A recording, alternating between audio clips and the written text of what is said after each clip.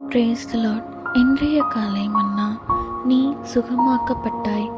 நீ உன் தேவனாகிய கர்த்தரின் சத்தத்தை கவனமாய் கேட்டு அவர் பார்வைக்கு செம்மையானவைகளை செய்து அவர் கட்டளைகளுக்கு செவி கொடுத்து அவருடைய நியமங்கள் யாவையும் கைக்கொண்டால் நான் எகிப்தியருக்கு வரப்பண்ணின வியாதிகளில் ஒன்றையும் உனக்கு வரப்பண்ணேன். நானே உன் பரிகாரியாகிய கர்த்தர் என்றார். யாத்ராகமம் 15:26. சுகமாக்கப்படுவதற்கு தேவன் இங்கே கொடுத்துள்ள முதலாவது நிபந்தனையானது நீ உன் தேவனாகிய கர்த்தரின் சத்தத்தை கவனமாய் கேள் என்பதாகும்.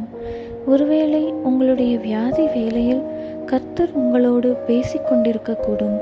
நீங்களோ அவர் உங்களிடம் பேசுபவைகளுக்கு செவிசாய்க்காதிருந்து கொண்டிருக்கக்கூடும். அவர் தமது வசனத்தை அனுப்பி அவர்களை குணமாக்கி அவர்களை அழிவுக்கு தப்புவிக்கிறார் என்று சங்கீதம் 107:20 வாசிக்கிறோம். தேவனுடைய வார்த்தையில் சுகமாகுதல் இருக்கிறது. நூற்றுக்கதிபதி கர்த்தராகிய இயேசுவை நோக்கி ஒரு வார்த்தை மாத்திரம் சொல்லும், அப்பொழுது என் வேலைக்காரன் சுஸ்தமாவான் என்று கூறினான். இதை குறித்து மத்தேயு 8:8 நாம் வாசிக்கிறோம். ஒரு நூற்றுக்கு அதிபதியின் வேலைக்காரன் கர்த்தராகிய இயேசு கிறிஸ்து பேசும் ஒரு வார்த்தையால் சுகமாக்கப்படக்கூடுமையாயின் தேவனுடைய பிள்ளைகள் அல்லது அவருடைய ஊழியர்களாகிய நாம் அவரது வார்த்தைகளால் சுகமடைவது எவ்வளவு அதிக நிச்சயம். அவர் அந்த ஆவிகளை தமது வார்த்தையினாலே துரத்தி பிணியாளிகள் எல்லாரையும் சுஸ்தமாக்கினார் என்று மத்தேயு 8:16 வாசிக்கிறோம். என் ஆடுகள் என் சத்தத்திற்கு செவி கொடுக்கிறது என்று யோவான் 10:27 நாம் வாசிக்கிறோம்.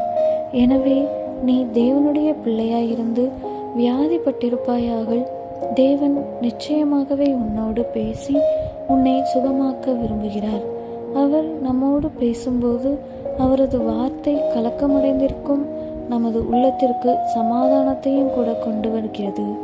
அவர் தம்முடைய ஜனத்திற்கு சமாதானம் கூறுவார் என்று சங்கீதம் 85:8 நாம் வாசிக்கிறோம். இங்கு கூறப்படும் சமாதானம் ஷாலோம் என்பது சமாதானம், செழிப்பு, ஆரோக்கியம், குணமடைதல் போன்ற பொருள்படும்.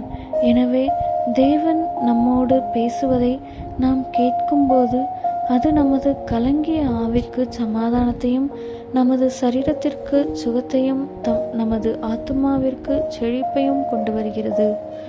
ஒரு தேவ பிள்ளை ஒரு முறை கடும் மாரடைப்பால் அவதிப்பட்டாள்.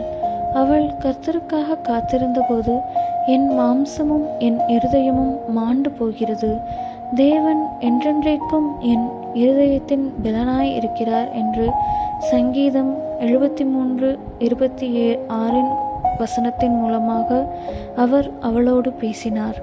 அந்த வார்த்தையை அவள் விசுவாசித்தாள். அது அவளுக்கு அற்புதமான சுகத்தை அளித்தது. இனி மற்றொரு முறை மாரடைப்பினால் அவள் தாக்கப்படுவதில்லை என்று கர்த்தர் அவளுக்கு வாக்களிக்க வேண்டுமென அவள் கர்த்தரிடம் கேட்டாள்.